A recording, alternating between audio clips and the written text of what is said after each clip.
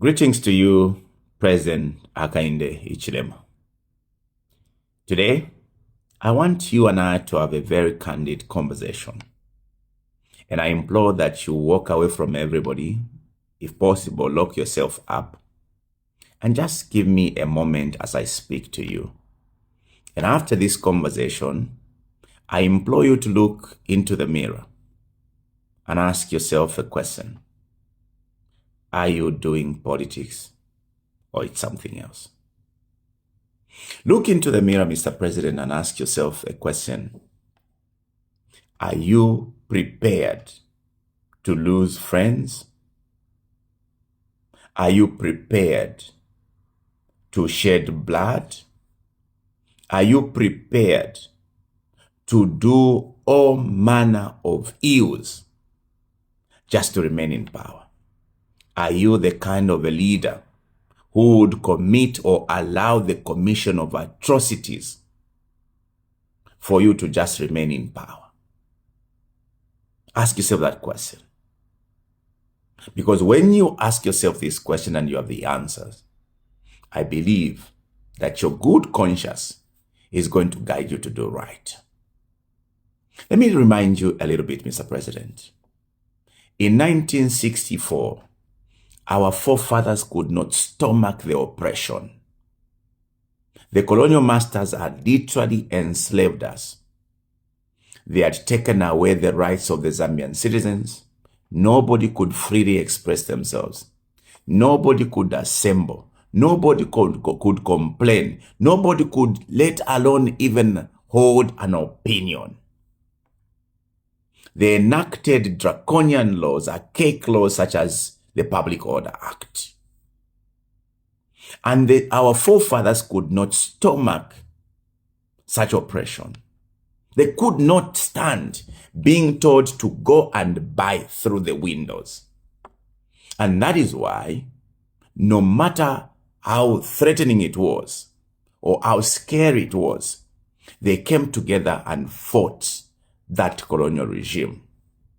And for the last 60 plus years, we've enjoyed that freedom that was procured under sweat and blood by our forefathers. I now ask you a question. Have you owned up to the end of your bargain to cherish, to promote, to protect the peace, unity, and harmony that our forefathers worked so hard to secure for the citizens of this country?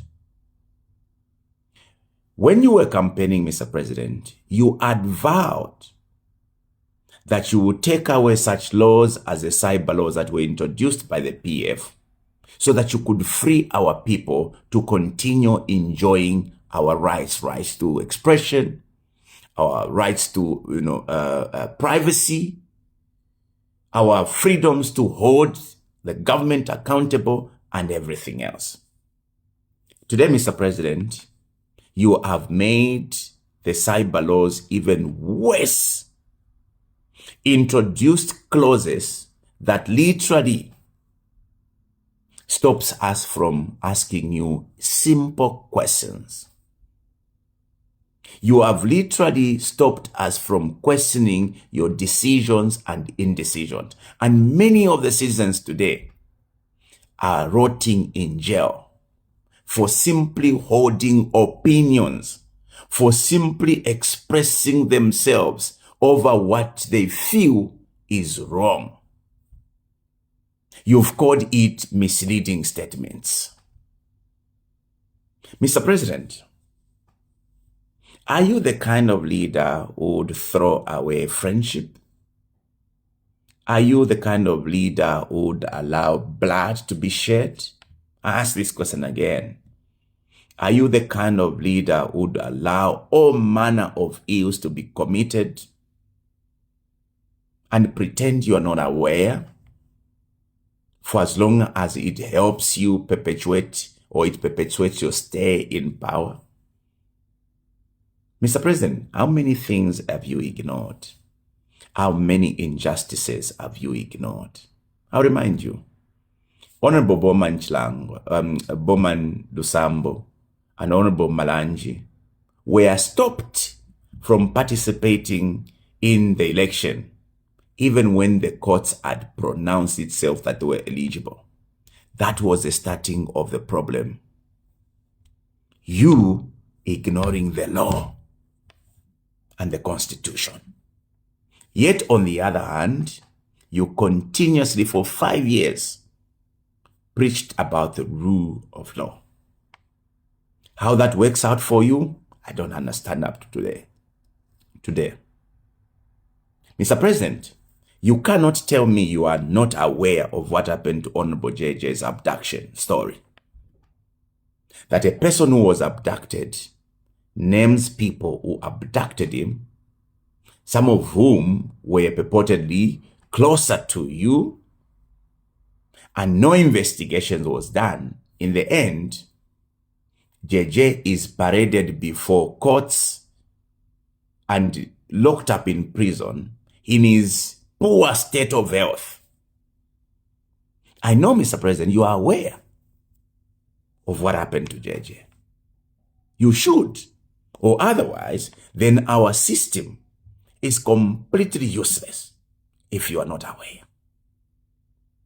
Mr. President, you are aware that your young brother, Honorable Munia, was sent to jail unfairly, despite being protected by the immunities of Parliament, where any word that a parliamentarian speak or say, provided it is within the precincts of Parliament, they are protected from being interrogated or rather being dragged to court. You are aware of that provision of the law.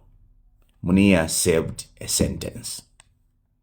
Mr. President, I know Honorable Chitotela is your brother. You are both church elders of the SDA. You know your brother's contribution to the growth of the SDA church.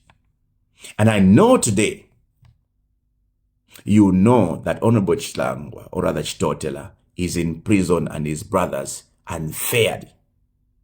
One who did not come close to the commission of the crime that he was jailed for. I know you have the records I've been speaking about when I refer to the unfairness in the treatment of Honorable Chitotela. And I know, Mr. President, you are aware of what happened to Honorable Chilangwa and Chifumbe. And if, Mr. President, you stand for the truth, and you are a leader who desires to stand for justice, there's no way, Mr. President, you would allow your brother, Honorable Chitotela, Honorable Chilangwa, Honorable Chifumbe, former mayor for Kawambwa, and the brothers, to be locked up in jail when they never committed those crimes. I know if, as you claim, you are a good leader who has led this country better than all those who have led before, you would not have allowed Munia to serve his sentence. Mr. President, Honorable Garin Kombo is your brother. You've been together through thick and thin. You defeated the PF together. He was your front line soldier. He fought for you. No matter what your issues are in the background, we are not interested. Are you the kind of a president who would ignore having watched the video where Honorable Gary was being attacked? Interestingly, being attacked, one of the attackers very close to you. And today, Mr. President, your police goes to charge Honorable Gary Kombo for assault. Are you the kind of a president who would allow such injustices to be committed against your own brothers? Mr. President, some of us are on a queue to go to prison over simple statements such as defend yourselves. Statements that you made several times to a point where you would even say, if they come with pangas, also get pangas. Are you the kind of president who is prepared to have all of us locked up just so that you can remain in power? I ask that you sit before a mirror and ask yourself, are you doing politics or it's something else? Mr. President, are you the kind of president that would ignore the criminality that has been conducted by people like Kalufianya, who have gone to an extent of abducting citizens, torturing them, and filming the torture and broadcasting it, goes on to commit more crimes and yet continues to go scot-free? Are you the kind of president that would allow such injustices, such atrocities to be committed, yet you ignore? Mr. President, are you the kind of leader who would, with all conscience, make appointments that on face value seems to be all from one end of the country? Are you not able to sit and think, how would everybody react to these appointments? Yet, the next day, you talk proudly about how you are uniting the country. Are you that kind of a leader? Mr. President, are you the kind of leader who wishes to be remembered as having enacted all manner of laws, such as the Public Gathering Bill, that essentially takes away the freedoms of the people to just gather? Are you the kind of leader, Mr. President, who wants to be remembered as having allowed institutions to be mutilated? The case of the Registry of Society, to a point where, Mr. President, the Electoral Commission of Zambia stops Sean Tembo and Honorable Katotogwe from filing their nominations to stand in the election on a printout that is forged as reviewed by the Registry of Society. Do you want to be remembered as a kind of leader who ignored such atrocities? How is it that in a normal country, Mr. President, the Electoral Commission of Zambia would have a printout that is disputed by the Registry of Society? In the end, people are stopped. The case of Sean Tembo and Mr. Katotogwe stopped from participating in an election. Are you the kind of president who will be remembered as having presided over a country where the Electoral Commission of Zambia will stop a candidate from participating in an election because his name, Isaac Pomboloka, is read Pomboloka Isaac, and it is said to be a different name? Are you the president who wants to be remembered as having allowed all these atrocities go unchallenged? Mr. President, are you proud that you'll be remembered as having ignored the many criminal attacks at citizens who had just wanted to participate in an election as independents? Threats and everything else. Are you that kind of a leader, or do you want to be remembered as such? Mr. President, I ask you this question. For all it is worth, where is our freedoms? Where are our rights? Where are our liberties? ones that were procured under sweat and blood by our forefathers. The freedoms we have enjoyed for the last 65 years, or 62 years precisely. Are you, or do you want to be remembered as a leader who took away all these rights, freedoms, and liberties of our people because you wanted to remain in power? Do you want to be remembered as having been a leader who mutilated institutions of governance?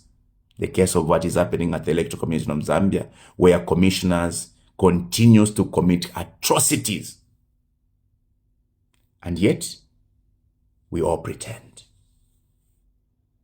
Mr. President, I don't know if you are aware, we are 69 years, or rather 69 days to the next election. The economy is completely dry. No money. Yet the numbers are speaking so loud of a very good performing economy. Mr. President, imagine even your MPs saved their terms. They've not even been paid their gratuities so that they can go into their campaigns.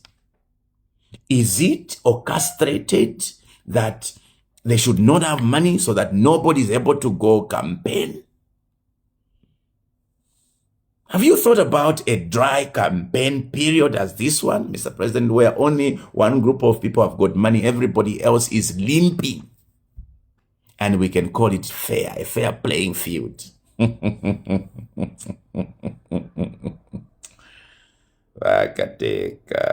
Mr. President, do you want to be remembered as such? Mr. President, the way we are as Zambians, but do not take away our rights, our freedoms, and our liberties by whatsoever law. Mr. President, kuti mwatuka Paula through your cadres, but they attempt to shut our mouth through bogus laws such as the cyber laws, bogus laws that are the CCTV laws, the public gathering bill, the amended Electoral Process Act. We will never forget. I just don't know if you want to be remembered as such a leader who went all the way to commit all manner of evil just to perpetuate your stay in power. Mr. President, you can lock me up in prison. I don't mind. But remember your brothers. Treat them well. Those who were there, fighting with you, fighting for you, treat them well because you may need them tomorrow. Remember your brother, Hon.Binwell Chitotela, Hon.Binwell Chilangwa, who has lost everything. Wife, parents, perhaps lost every property because he's away, and every little business because he's locked up. For what? For not having committed a crime. Think of that, Mr. President, if it were you. Mr. President, coming to think of it, are you the kind of a leader who wants to continue being accused of all manner of evils just because you've refused to let go so that your brother can be buried by the family as they choose? Do you want to be remembered like that? Mr. President,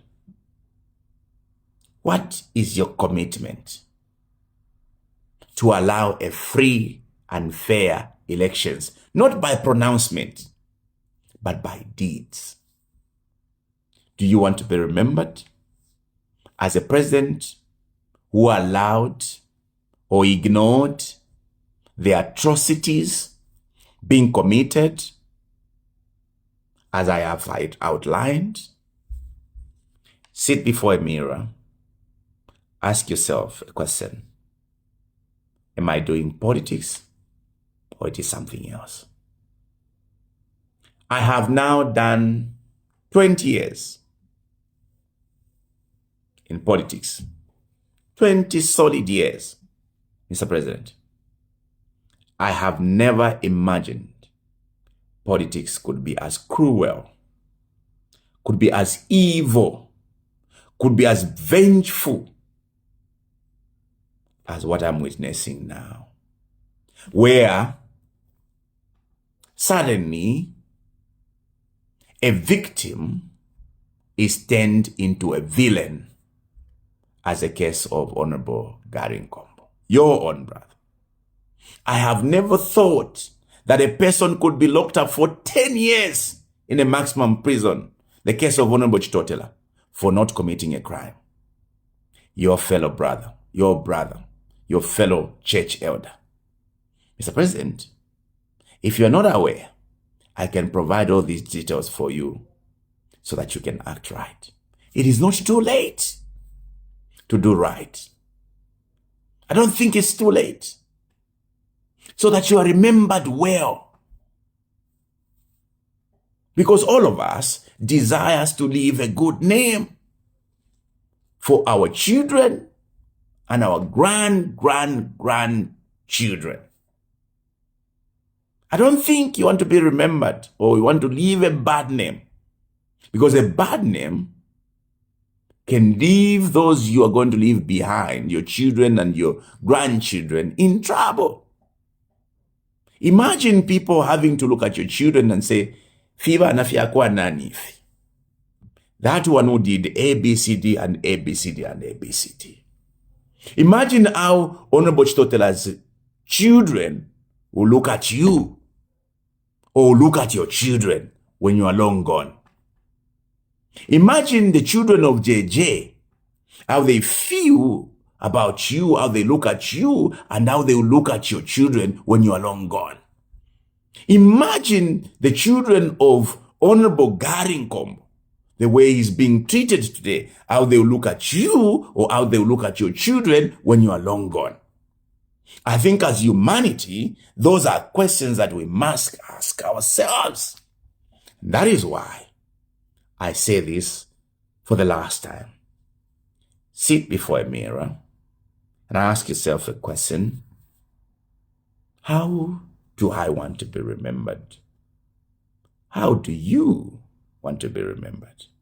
Do you want to be remembered as a champion of people's freedoms and rights and liberties? Or you want to be remembered as a man who ruled by terror? Mr. President, it was just a simple but honest conversation. May God grant you wisdom to decipher these things and do right. God bless you. God bless Zambia. Thank you.